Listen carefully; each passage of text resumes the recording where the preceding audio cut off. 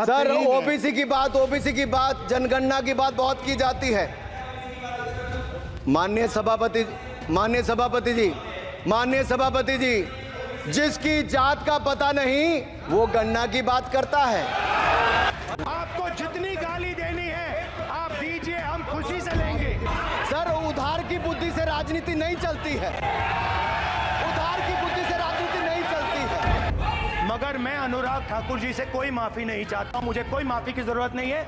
मैं लड़ाई लड़ रहा हूं, जितनी आपको गाली देनी है मैं आपसे कभी माफी नहीं मांगूंगा, मुझे आपकी माफी नहीं चाहिए। सभापति महोदय, इनसे ये पूछना चाहता हूं, आपने जाति कैसे पूछ ली है बताइए बस। आप जाति कैसे पूछ सकते हैं? आप बताएं, जाति कैसे पूछ सकते हैं? आप पूछ के दिखाओ जाति को। आप जाति कैसे पूछोगे? तुम कैसे पूछोगे जाति? तो हेलो दोस्तों, आपका स्वागत है एक और नई डिबेट वीडियो में। आप देखने जा रहे हैं हाईलाइट्स ट्रू। और जो अनुराग ठाकुर और राहुल गांधी के बीच में जो मामला संगीन लग रहा है, बहुत ही ज़्यादा बहस हुई है। तो चलिए आपको ना देर करते हुए आपको दिखाने ले चलते हैं वो वीडियो, ठीक है? चलो शुरू करते हैं। नमस्कार, मैं रवीश कुमार। जिसकी जात का पता नहीं वो गणना की बात करता है। अनुराग ठाकुर ने आखिर जाति को लेकर इस तरह का बयान क्यों दिया कि राहुल गांधी आक्रामक हो गए और उनके साथ साथ अखिलेश यादव भी। यही नहीं, अग्निवीर को लेकर अनुराग ठाकुर और अखिलेश यादव के बीच अलग से बहस हो गई। हुआ यह कि अनुराग ठाकुर ने कह दिया कि जिसकी जात का पता नहीं वो गणना की बात करता है। उन्होंने किसी का नाम नहीं लिया और जब हंगामा हुआ तब भी दोबारा कहा कि उन्होंने किसी का नाम नहीं लिया। राहुल गांधी ने कहा कि उन्हें गाली दी गई है, लेकिन वे अनुराग ठाकुर से माफी नहीं चाहते। अखिलेश यादव ने भी कहा कि किसी की जाति नहीं पूछी जा सकती। लेकिन प्रधानमंत्री नरेंद्र मोदी ने अनुराग ठाकुर के भाषण का पूरा हिस्सा ही ट्वीट कर दिया और लिखा कि यह भाषण मेरे युवा और ऊर्जावान सहयोगी अनुराग ठाकुर का है, जिसे सुना ही जाना चाहिए। इसमें उन्होंने तथ्यों का इस्तेमाल किया है, व्यंग्य का इस्तेमाल किया है और गंदी राजनीति को एक्सपोज कर दिया है, इंडी अलायंस की गंदी राजनीति को। प्रियंका गांधी वाड्रा ने ट्वीट कर पूछा था कि अनुराग ठाकुर के इस बयान के पीछे क्या प्रधानमंत्री मोदी की सहमति है। उन्होंने इस तरह का बयान देकर 80% आबादी का मजाक उड़ाया है।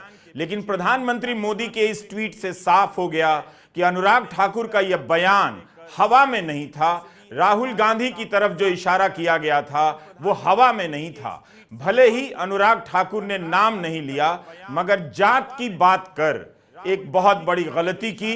मगर प्रधानमंत्री ने सपोर्ट कर यह बता दिया कि यह सब उनकी आक्रामक राजनीति का हिस्सा होने वाला है। राष्ट्रीय जनता दल ने उनके बयान को, उनके वीडियो को ट्वीट करते हुए कहा है कि ओबीसी समाज का अपमान और जातिगत जनगणना का मजाक उड़ाने वाले अहंकारी भाजपाई सांसद और पिछड़ा विरोधी बीजेपी को बहुजन समाज कड़ा सबक सिखाएगा।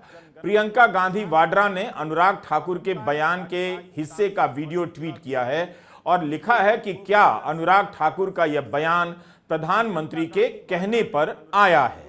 सर, ओबीसी की बात जनगणना की बात बहुत की जाती है। माननीय सभापति जी, जिसकी जात का पता नहीं वो गणना की बात करता है। यहां से नहीं जाती सर।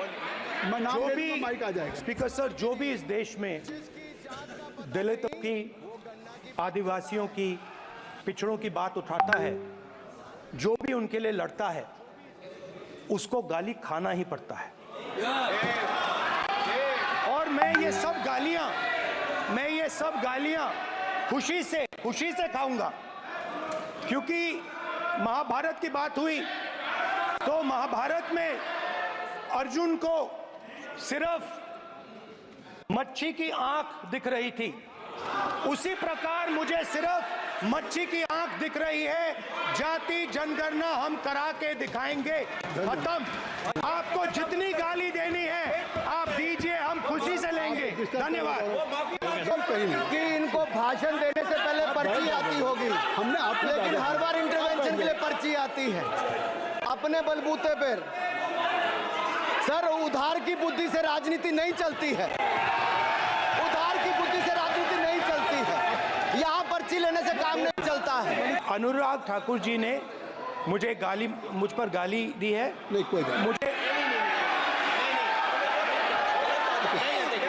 सब बोलने दीजिए सर। मुझे उनको बोले।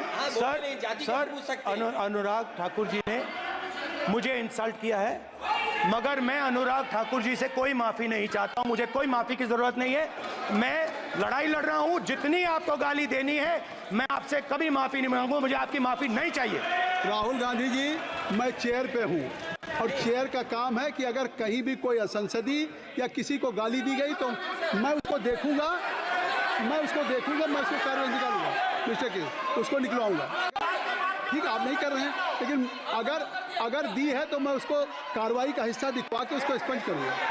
आप अखिलेश यादव, श्री अखिलेश यादव जी बैठे। श्री अखिलेश महोदय, सभापति महोदय, मैं केवल इतना, सभापति महोदय, सभापति महोदय, स्वागत है। अभी क्या तरीका? सभापति महोदय, मेरा आपसे केवल इतना निवेदन है। माननीय मंत्री रहे हैं, बड़े दल के नेता हैं, मंत्री रहे हैं, बड़ी बात कर रहे थे। मैं महाभारत, शकुनी, ये सब बातें कह रहे थे, दुर्योधन तक यहाँ ले आई है।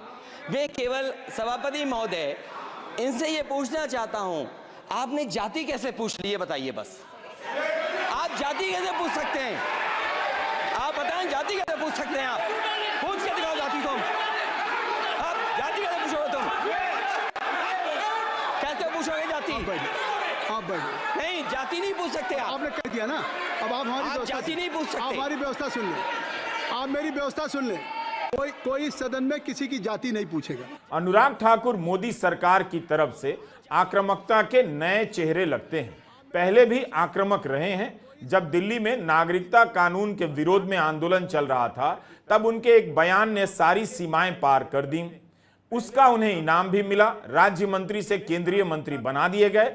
इस बार मंत्री नहीं बनाए गए हैं। उनके मामले में पुलिस ने एफआईआर नहीं की, तब सीपीएम नेता वृंदा करात को कोर्ट जाना पड़ा।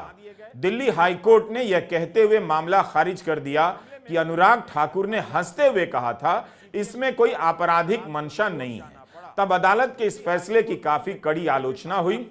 यह मामला सुप्रीम कोर्ट भी गया, जहां कोर्ट ने दिल्ली पुलिस से जवाब भी मांगा। कोर्ट ने तब कहा था कि उनका बोला हुआ गोली मारो दवाई के बारे में तो कहीं से नहीं लगता। अप्रैल 2023 की खबरें इंटरनेट में मिलती हैं, उसके आगे क्या हुआ पता नहीं चल पाया।